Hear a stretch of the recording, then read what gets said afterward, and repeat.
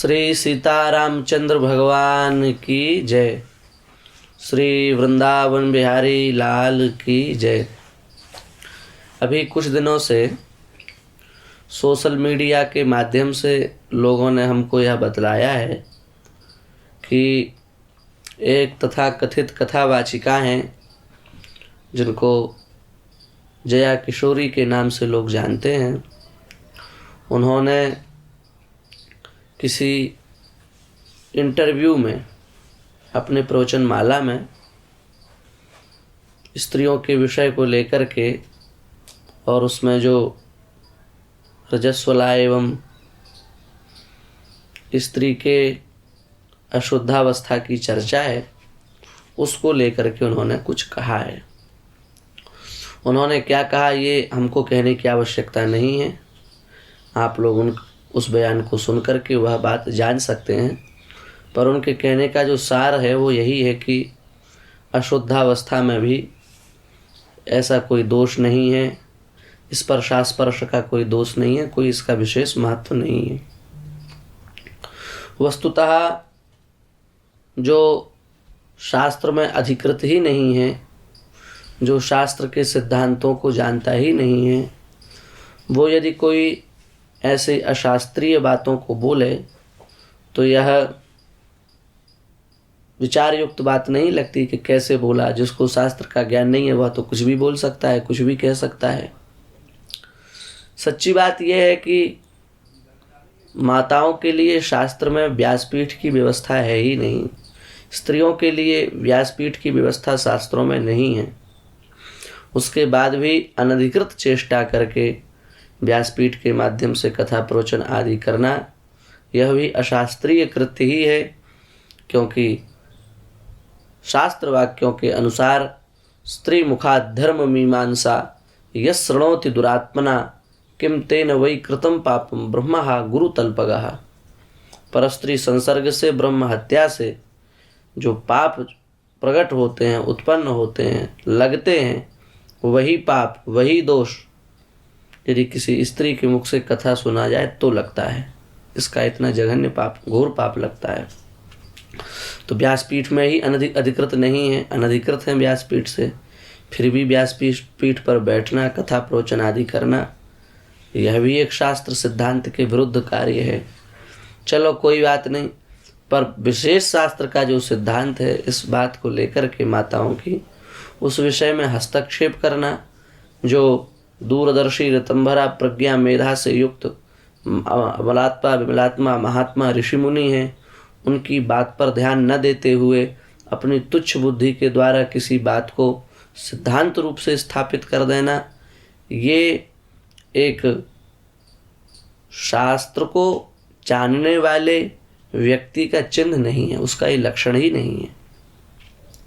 जबकि यह बात तो वैज्ञानिक धरातल से, शास्त्र के धरातल से हर प्रकार से सिद्ध की जा चुकी है, स्पष्ट हो चुकी है। और शुद्धाशुद्धि का कितना विशेष प्रभाव है, माताओं की कितनी पवित्रता होनी चाहिए, कैसी शुद्धि होनी चाहिए, इस पर आप शास्त्रों में दिए गए उदाहरणों को देख सकते हैं। ऋषियों के कुल में रहने वाला ब्रह्मचारी उत्तंक, जो अत्यंत पवित्र एवं शुद्ध था, वह मार्ग में चल रहा था। चलते चलते उसको अचानक भूख जागृत हो गई। उसने फल पा लिया तोड़ करके वृक्ष से, लेकिन जल नहीं था, इसलिए आचमन नहीं किया।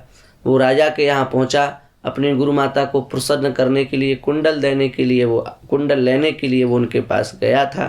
तो राजा ने कहा कि ब्रह्मचारियों को हमारे अंतःपुर में जाने का कोई निषेध नहीं है, आप आराम से जा कर के महारानी से कुंडल ले सकते हैं। लेकिन जब उत्तंक गए तो उनको उनकी सहचरियाँ और उनकी जो परिकर की स्त्रियां थी वे तो दिखाई दी, पर महारानी दिखाई नहीं दी। तो वे लौट करके आए, राजा से कहा महारानी तो अंतःपुर में है ही नहीं। राजा ने कहा महारानी अंतःपुर को छोड़कर कहीं जाती ही नहीं है, निश्चित ही कहीं न कहीं तुमसे कोई न कोई अशुद्धि, अशुचिता बनी है, इस कारण से तुम्हें उन महारानी का दर्शन नहीं हो रहा है। तो ध्यान आया कि हाँ, रास्ते में हमने फल तो पाया था पर आचमन नहीं किया, बस इतनी ही अशुद्धि हमसे रह गई। तो आप सोचिए, एक पवित्र ब्राह्मण कुल में जन्म लेने के बाद, ऋषि कुल में अध्ययन करने के बाद, शास्त्रनिष्ठ ब्रह्मनिष्ठ ब्रह्मचारी होने के बाद एक पवित्र ब्राह्मण बालक को एक रानी के दर्शन नहीं हुए, उसकी पवित्रता के कारण, उसके सदाचार के कारण, फिर आज सभाओं में जा करके व्याख्यान देना और इस प्रकार से पवित्रता और अपवित्रता को नगण्य कर देना, ये कितना दोषयुक्त है। कहाँ तो वह एक भारतीय नारी का पवित्र आदर्श, और कहाँ ये आज की बात।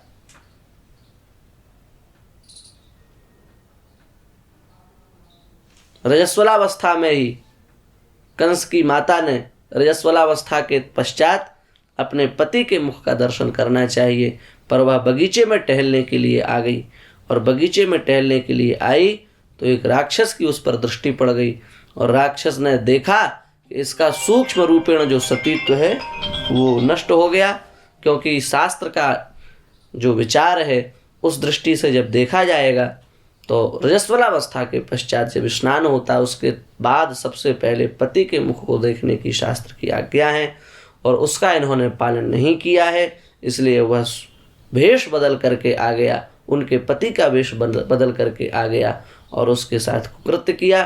कुकृत्य करने के समय उसको पता चला कि यह तो मेरे पति नहीं है, तो उसने कहा कि मैं तुम्हें श्राप दे दूंगी। उस राक्षस ने कहा अब आपका श्राप मुझे लगेगा ही नहीं, क्योंकि आपका पातिव्रत्य तो पहले ही समाप्त हो चुका है, नष्ट हो चुका है, इसलिए अब आपको इस प्रकार की कोई बात करनी नहीं चाहिए।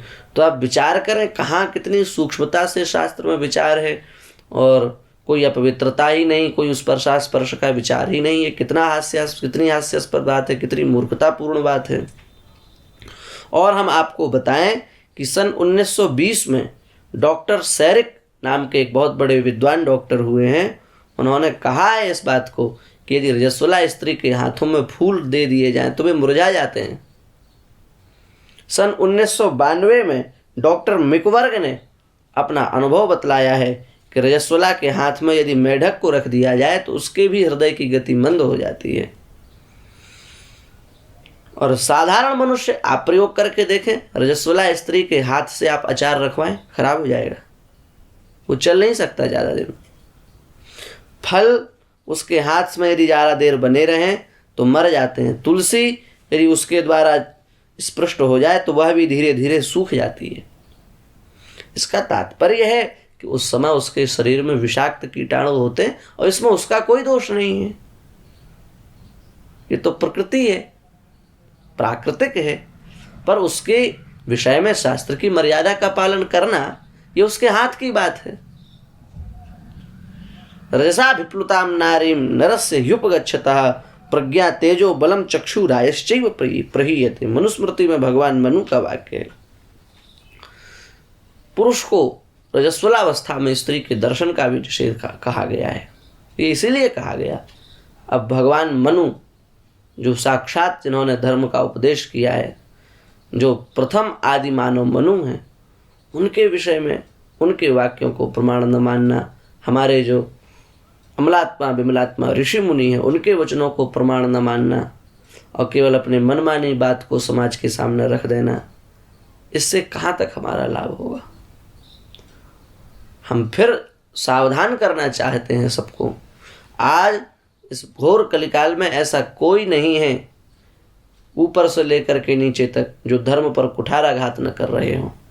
सब कहीं न कहीं किसी न किसी रूप में धर्म की आड़ लेकर के धर्म के ही किसी न किसी सिद्धांत का खंडन कर रहे हैं। हम सावधान करना चाहते हैं। रावण जैसा दुर्दांत शासक आया जिसने संपूर्ण ब्रह्मांड को अपनी शक्ति से हिला करके रख दिया, धर्म का नाश वह भी नहीं कर पाया, उसी का नाश हो गया। इसलिए जो भी लोग धर्म की आड़ में रह करके धर्म को अंश को क्षति पहुंचाते हैं, उन्हीं का कहीं ना कहीं नाश होगा, उन्हीं की कहीं ना कहीं हानि होगी, उन्हीं का कहीं ना कहीं ह्रास होगा, पर धर्म का कुछ बिगड़ने वाला नहीं है, क्योंकि धर्म के रक्षक साक्षात भगवान हैं। धर्म की जो रचना है वो साक्षात भगवान के द्वारा हुई है। इसलिए धर्मगुप्त धर्मकृत धर्मी, भगवान को धर्मगुप्त कहा गया है विष्णु सहस्त्र नाम में। इसका तात्पर्य ही यही है कि धर्म की गुपु रक्षा करने का दायित्व भगवान का है। इसलिए हमारा न किसी का किसी प्रकार से द्वेष है, न हम अपने आप को विश्वविख्यात बनाने के लिए ये सब बातें कहते हैं, और न हमें उनकी मान प्रतिष्ठा से किसी प्रकार से ईर्ष्या है। हम तो चाहते हैं कि भगवत कृपा से उत्तरोत्तर सबकी अभिवृद्धि ही हो, लेकिन शास्त्र की मर्यादा का यदि हम पालन नहीं करेंगे, शास्त्र के आचार विचार से हम दूर होते जाएंगे, मनगढ़ंत बातों को समाज में रखने लगेंगे, तो फिर धर्म की रक्षा कौन करेगा?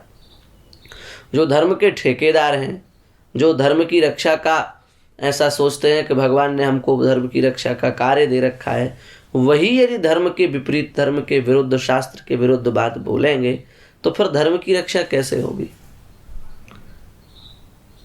फिर धर्म की रक्षा भगवान को ही करनी पड़ेगी, आएंगे कल की अवतार बना करके फिर करेंगे।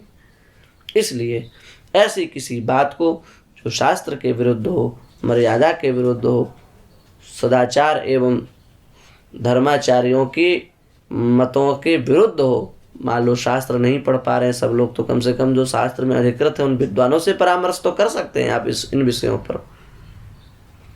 तो उनसे परामर्श लेकर के कोई बात कहें, मन गढ़ंत बात न कहें, क्योंकि शास्त्र ये नहीं देखता कि आपकी कितनी प्रसिद्धि है या आपको कितने देखने वाले हैं। धर्म ये नहीं देखता।